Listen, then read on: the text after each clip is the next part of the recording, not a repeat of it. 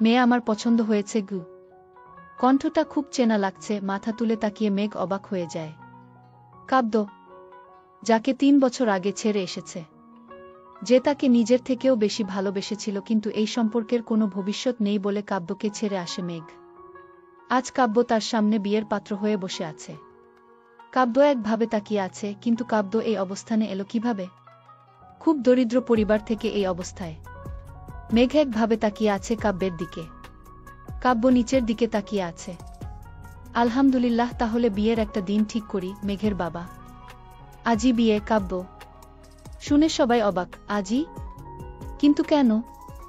দেখুন, আমি নতুন একটা প্রজেক্ট কাজ শুরু করব, তাই এরপর আমি ছুটি পাবো না, তাই বলছি আজই, যদি আপনাদের আপত্তি না থাকে। কাব্য, কাব্যের বাবা আর মেঘের বাবা দুই খুব ভালোই ঘনিষ্ঠ বন্ধু হয়ে গেছে, তাই এই সিদ্ধান্তে তাদের আপত্তি নেই।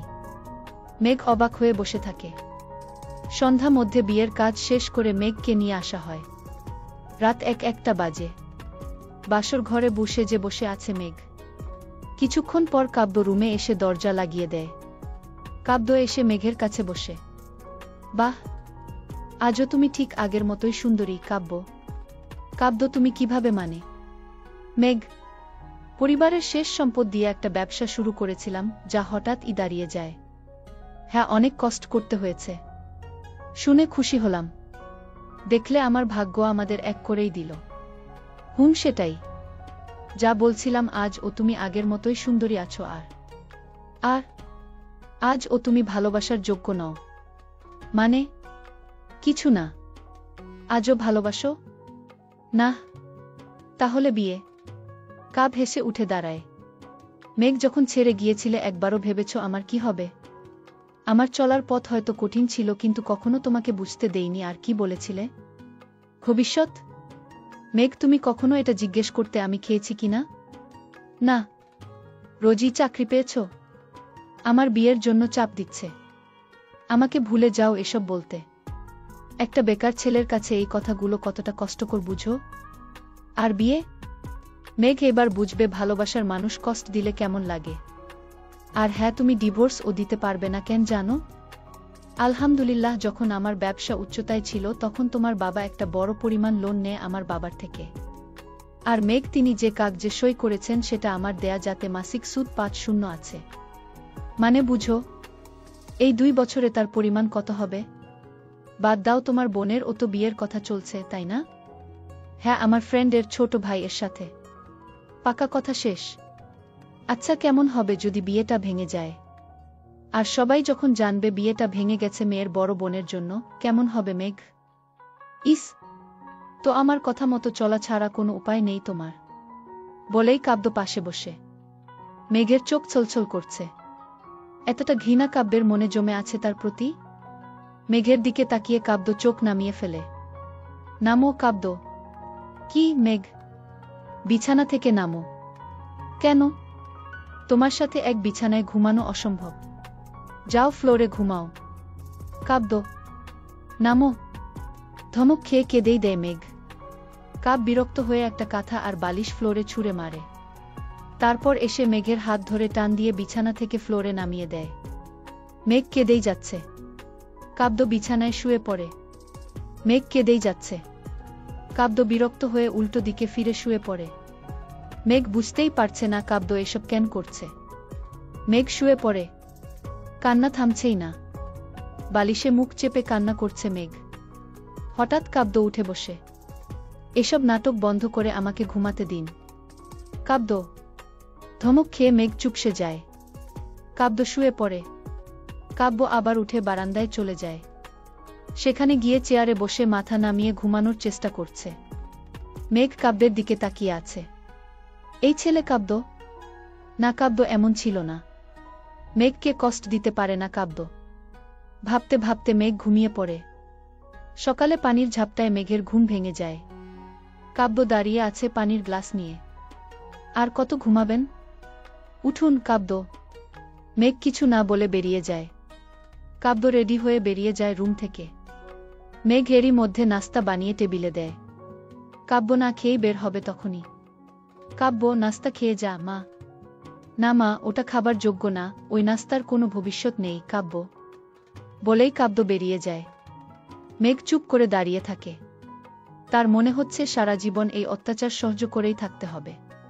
কিন্তু কাব্য কি শুধু প্রতিশোধ এর জন্যই তাকে বিয়ে করেছে? রান্নার দিকে তাকিয়ে আনমনা হয়ে দাঁড়িয়ে আছে মেঘ, অপলক দৃষ্টি যেন খুঁজে যাচ্ছে তার লক্ষ্যবস্তু। চোখ ছলছল করছে এখনো, তবে তা চাপা দিয়ে আছে মেঘ। হঠাৎ কাঁধে কারো হাত পড়তেই আটকে উঠে মেঘ। ঘুরে তাকিয়ে দেখে কাব্যের মা দাঁড়িয়ে আছে। জিমা, কিছু লাগবে? মেঘ, তুমি ঠিক আছো মা? মা, হ্যাঁ মা, কেন? কিছু হয়েছে? না মা, আসলে মায়ের জন্য মন খারাপ করছে। এই তো মা, পেছন থেকে বলে উঠে মেঘের মা। মাকে দেখেই মেঘ ছুটে গিয়ে জড়িয়ে ধরে। মেয়েকে কাছে পেয়ে মাও শক্ত করে জড়িয়ে ধরে। মেঘের খুব কাঁদতে ইচ্ছে করছিল, এখন আর নিজেকে ধরে রাখতে পারল না। মাকে জড়িয়ে ধরেই কেঁদে উঠে মেঘ। মেঘের কান্না দেখে মা অবাক হয়ে যায়। মেঘ তো এত সহজে কাঁদে না। মেঘকে শান্ত করে রুমে নিয়ে যায় তিনি। কিরে, তুই আজ এমন ভাবে কাঁদছিস কেন? মেঘের মা। না মা, তোমাদের কথা মনে পড়ছিল তাই আর কি। একদিনেই? না মানে? সবকিছু ঠিক আছে তো মেঘ? হ্যাঁ মা। মা আর কিছু বলার আগেই রান্নার ছলে বেরিয়ে যায় মেঘ। ওইদিকে অফিসে কাব্য চুপচাপ কাজ করছে। হঠাৎ রুমে কলিগ আসে। কাব্য, এই কাজটা করে দিও তো। কলিগ: আচ্ছা কাব্য। কাব্য, তোমার ব্যবসা আছে, তাও এখানে? ব্যবসা হচ্ছে পরিবারের জন্য, আর জবটা আমার জন্য। আমার নিজেরও কিছু স্বপ্ন আছে। তা বিয়ের পরই অফিসে? That's none of your business. Of cool. Colleague চলে যায়। কাব্য আবার কাজে মন দেয়। বিকেলে কাজ শেষ করে কাব্য বের হয়। বাইকে উঠেই খেয়াল করে রাস্তার ওই পাশে একটা ফুলের দোকান। কাব্য বাইক থেকে নেমে দোকানটার সামনে দাঁড়ায়। রজনীগন্ধার একটা গুচ্ছ কিনে নেয়। বাইকের কাছে গিয়েই থমকে দাঁড়ায় কাব্য। ফুল? কার জন্য? ওই মেয়ের জন্য? এত সহজে? না, আগে নিজের কাজের ফল ভোগ করবে। ফুলের গুচ্ছটা ফেলে দেয় রাস্তায়, তারপর বাইকে উঠে ছুটে যায় কাব্য। দরজায় নক দিতেই দরজা খোলে মেঘ, হাসি মুখে। এসে পড়েছেন? আজ দিন কেমন ছিল মেঘ? হোয়াট? কাব্য: আচ্ছা রুমে চলো, ফ্রেশ হবে, তারপর দ্রুত বের হয়ে আসো, আম্মু আব্বু এসেছেন।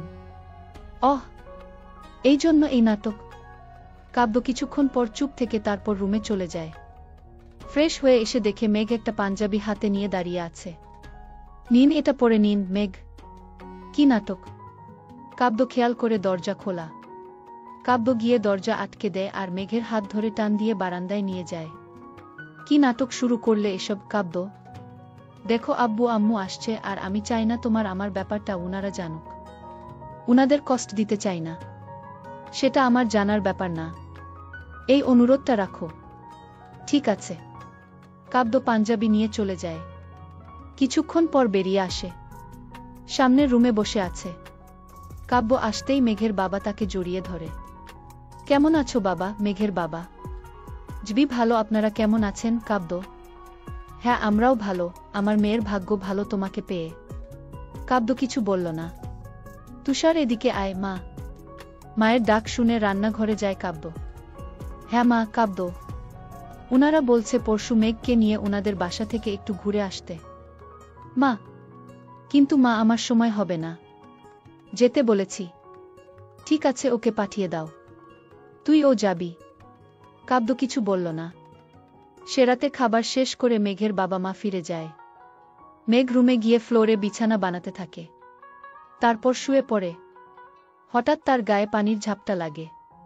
লাফিয়ে উঠে দেখে কাব্য পানির গ্লাস নিয়ে দাঁড়িয়ে আছে আর তার বিছানার এক অংশ ভিজে গেছে। ইস, ভুলে পানি পড়ে গেল।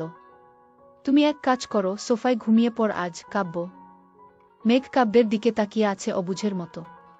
কাব্য তাকে কেন এভাবে টর্চার করছে? গুটি গুটি পায়ে সোফায় গিয়ে শুয়ে পড়ে মেঘ। ক্লান্তিপর শুয়েই ঘুমিয়ে পড়ে মেঘ। কাব্য মেঘের দিকে মুখ করে শুয়ে পড়ে। মেঘের মুখের দিকে তাকিয়ে মনের ভেতরটা কেমন একটা করে উঠে। নিজেকে সামলে রাখাটা কষ্টের। ভালোবাসার মানুষটার প্রতি যদি ঘৃণা জন্মে তা অনেক ভয়ানক হয়ে উঠে। মেঘের দিকে তাকিয়ে দেখতে দেখতেই ঘুমিয়ে পড়ে কাব্য। সকালে মেঘের চিৎকারে ঘুম ভেঙে যায় কাব্যের। আতকে উঠে দাঁড়ায়। কি হলো মেঘের? কাব্য দ্রুত উঠে বেরিয়ে দেখে মেঘ সোফার উপর উঠে দাঁড়িয়ে আছে আর ফ্লোরে একটা তেলাপোকা। এই জন্য এত চিৎকার? কাব্য বিরক্তি নিয়ে ফিরে যেতে চাইলেই মেঘের এই অবস্থা দেখে এগিয়ে গিয়ে তেলাপোকাটা সরিয়ে দেয়। মেঘ যেন হাফ ছেড়ে বাঁচে, কিন্তু তখনই ঘটল বিপত্তি। শাড়িতে পা পেঁচিয়ে মেঘ পড়ে যায় আর পড়বে তো পড়বে, সিরিয়ালের মতো কাব্যের কোলেই পড়ে। কাব্য বোকার মতো তাকিয়ে আছে। মেঘ দ্রুত নিজেকে সামলে উঠে দাঁড়ায়। কাব্য ও দ্রুত রুমে চলে যায়। রেডি হয়ে অফিসের জন্য বেরিয়ে যায়। অফিসে ঢুকেই কেবিনে গিয়ে দেখে টেবিলের উপর সাদা গোলাপ এর একটা গুচ্ছ রাখা। কাব্য অবাক হয়ে চেয়ারে বসে ফুলগুলো হাতে নেয়। এই ফুল? জাবেদ। কাব্য। তার কলিগ এগিয়ে আসে। হ্যাঁ কাব্য, জাবেদ। এই ফুল আমি রেখেছি। গলার শব্দ শুনেই দরজার দিকে তাকায় কাব্য। দরজার সামনে দাঁড়িয়ে আছে নীল শাড়ি পরে নিশি। নিশি বসের মেয়ে। বলতে গেলে কলেজ থেকেই কাব্য চেনে। কাব্যের সাথে কথা হয় অফিসে আসার পরেই। অল্প সময়েই কাব্যকে ভালোবেসে ফেলে, সব কাজে সাহায্য করে। কাব্যের হঠাৎ বিয়ের কথা শুনে অনেক কেঁদেছিল, কিন্তু জাবেদের থেকে জানতে পারে কাব্যের তার বউয়ের প্রতি কোনো আগ্রহ নেই, আর হয়তো খুব জলদি ডিভোর্সও হয়ে যাবে। নিশি তুমি? কাব্য। হুম, কেন দিতে পারি না নিশি। পারো। জাবেদ একটু বাইরে যাবে? হ্যাঁ জাবেদ। জাবেদ চলে যায়। কাব্য আমি জানি বিয়েটা তুমি ইচ্ছায় করনি।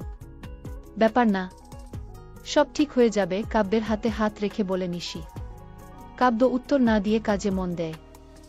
এইদিকে বাসায় বিছানা গোছানোর সময় কাব্যের ডায়েরিটা খুঁজে পায় মেঘ। হাতে নেয় সেটা। খুলে পড়বে তখনই তার ভেতর থেকে বেরিয়ে ফ্লোরে পড়ে দুইটা ছবি। ছবি তুলে নিয়ে দেখে কাব্যের পাশে একটা মেয়ে। মেঘ বুঝতে পারে কাব্য এখন অন্য কাউকে ভালোবাসে, আর এই বিয়ে তাকে কষ্ট দিতেই। কান্না আসছে খুব। ডায়েরিটা পড়া হয় না আর। সব আগের মতো রেখে দ্রুত বাথরুমে গিয়ে শাওয়ার ছেড়ে কাঁদতে থাকে মেঘ। এই কষ্ট কেন? কাব্য তাকে কষ্ট দেওয়ার জন্য বিয়ে করেছে, এই জন্য নাকি কাব্য অন্য কারো বলে? বুঝতে পারছে না মেঘ। হয়তো কাব্যকে এখনো সে ভালোবাসে, নাকি আজই কাব্যের প্রতি ভালোবাসা আসছে? প্রশ্নগুলো সূচের মতো আঘাত করছে মনে। বিকেলে কাজ শেষ করে কাব্য বাসায় ফিরবে, তখনই বাইকে উঠে বসে নিশি। চলো নিশি। চলো মানে কাব্য, আজ তোমার বাসায় ডিনার করব, আন্টিকে বলেছি দুপুরেই। বাহ, ভালো তো। কাব্য কিছু না বলে বাইক স্টার্ট দেয়। বারান্দায় দাঁড়িয়ে মেঘ রাস্তার দিকে তাকিয়ে আছে। হঠাৎ দেখল কাব্য একটা মেয়েকে নিয়ে ফিরেছে। মেয়ে? মেঘ দ্রুত রুম থেকে বের হয়। দরজায় টোকা দিতেই দরজা খোলে মেঘ। কাব্যের পাশে সেই মেয়েটা। ভেতরে চলো কাব্য। কাব্য নিশিকে নিয়ে ভেতরে যায়, যেন মেঘকে সে দেখেইনি। আরে নিশি, এসে পড়েছ? কাব্যের মা। জিবি আন্টি, আর আজকের রান্না কিন্তু আমি করব। নিশি। সে কি কেন? নতুন রান্না শিখেছি, তাই আপনাদের আগে খাওয়াবো।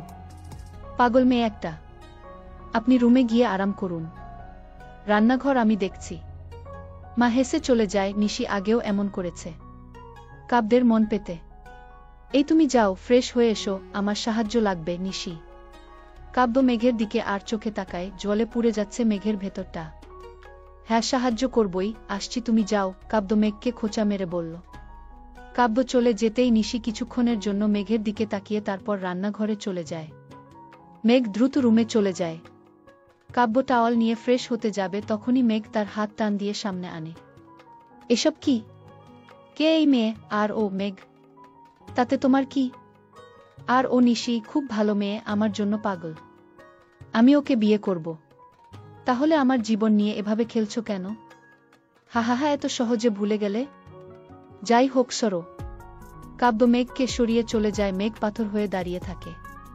বাথরুমের দরজার ফাঁক দিয়ে কাব্য একবার মেঘের দিকে তাকায়, তারপর দরজা লাগিয়ে দেয়। ফ্রেশ হয়ে কাব্য রান্নাঘরে চলে আসে। নিশি রান্না করছে। কাব্য গিয়ে তাকে সাহায্য করতে থাকে। মেঘ সোফায় বসে এসব দেখছে। গা কেন যেন জ্বলে যাচ্ছে। স্বামীকে ভালো না বাসলেও কি অন্য মেয়েকে তার পাশে দেখা যায় না? মেঘ কিছুতেই স্থির থাকতে পারছে না। কয়েকবার পানি খাবার ছলে রান্নাঘরে যায়। কাব্য খুব ভালোভাবেই নিশির সাথে কথা বলছে, কিন্তু তার সাথে খুব রুড ভাবে বলে।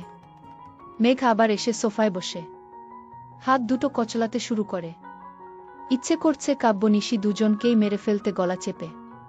খাবার তৈরি, সবাই খেতে বসে। মেঘ এখনো রাগে গজগজ করছে। নিশি আর কাব্য পাশাপাশি বসেছে। মেঘ কাব্যকে ঘৃণা করলেই এসব সহ্য হচ্ছে না তার। নিশি সবাইকে খাবার বেড়ে দেয়, কিন্তু মেঘের তরকারি কাব্য আলাদাভাবে দেয়। সবাই খাওয়া শুরু করে। মেঘ খাবার মুখে নিয়েই চমকে উঠে। প্রচণ্ড ঝাল, মুখ পুড়ে যাচ্ছে। খাবার ফেলে দিতে গেলেই চোখ পড়ে কাব্যের উপর। কাব্য ইশারায় খেতে বলছে, যেন ইশারা বলছে আপনি খেতে বাধ্য। প্রচণ্ড কষ্ট হচ্ছে খেতে, তাও খাচ্ছে মেঘ। সারা মুখ লাল হয়ে গেছে, ঘামছে অনেক। খাবার শেষ করেই মেঘ দ্রুত রুমে চলে যায়। প্রচণ্ড ঝাল, অনেক পানি খেয়েও ঝাল কমছে না। হঠাৎ খেয়াল করে টেবিলের উপর দই রাখা।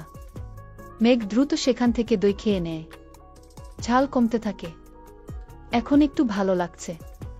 কাব্য এত খারাপ, এত পাষাণ, এত কষ্ট দিচ্ছে তাকে ভেবেই ঢুকরে কেঁদে উঠে মেঘ। হঠাৎ একটা প্রশ্ন জাগে মনে, এই দই এর বাটি এখানে কে রাখলো? মেঘ কিছুক্ষণ চুপ হয়ে থাকে। এরপরই শুনতে পায় বাইরে কারো ফিসফিস করে কথার শব্দ। মেঘ ধীরে ধীরে দরজার কাছে কান পাতে। রুমে ঢুকেই দেখে কাব্য তার শাড়ি হাতে নিয়ে দাঁড়িয়ে আছে, আর শাড়ি মাঝ বরাবর ছেঁড়া। মেঘ অবাক হয়ে তাকিয়ে আছে, আর কাব্য ও চুপ করে তাকিয়ে আছে। তোমাকে কে বলেছে আমার জামা কাপড় এর সাথে শাড়ি রাখতে? এখন টান দিতে গিয়ে কিসে যেন লেগে ছিঁড়ে গেছে। কাব্য মেঘ কিছু বলল না। মেঘ ভাবছে কাব্য ইচ্ছে করেই শাড়ি ছিঁড়ে ফেলেছে, কিন্তু তা কিন্তু না। তাড়াহুড়া করে জামা বের করতে গিয়ে এমনটা হয়েছে। মেঘ কিছু না বলে চলে যায়। কাব্য আর কিছু বলল না। রাতে মেঘ আর কাব্যের খুব কাছে আসেনি, দূরে দূরেই ছিল। পরের সকালে কাব্য উঠে পছন্দের সাদা শার্টটা বের করে, কিন্তু পরেই মন খারাপ হয়ে যায়। একটা বোতাম ছেঁড়া, এখন এত সময় ও নেই যে ঠিক করবে। আবার শার্টটা খুলে বিছানায় ফেলে অন্যটা পরে বেরিয়ে যায়। মেঘ রান্নাঘরে গুনগুন করে গান গাইছে আর রান্না করছে। মন ভালো তা না, তবে মন ভালো রাখার চেষ্টা। কাব্য বেরিয়ে যায়, এটা দেখেও মেঘ কিছু বলল না। কাজে গিয়ে কাব্যের কেন জানি খারাপ লাগছে। কাল শাড়িটা ছেঁড়ার পর মেঘ কেমন যেন চুপ করেছিল। ধুর, তাতে কাব্যের কি? সে তো এটাই চায় মেঘ কষ্ট পাক। কিন্তু বিকেলে কাজ শেষ করে কাব্য বাইক নিয়ে বেরিয়ে যায়। কিন্তু কিছুটা যেতেই দেখো সামনে নিশি দাঁড়িয়ে আছে। বাইক থামায় কাব্য। নিশি, তুমি ফ্রি আছো? কাব্য: হ্যাঁ, কেন? নিশি: বাইকে ওঠো। নিশি কিছু না বলে উঠে বসে। কাব্য বাইক টেনে শপিং মলে চলে যায়। শাড়ির দোকানে ঢুকতেই নিশির মন পুলকিত হয়ে যায়।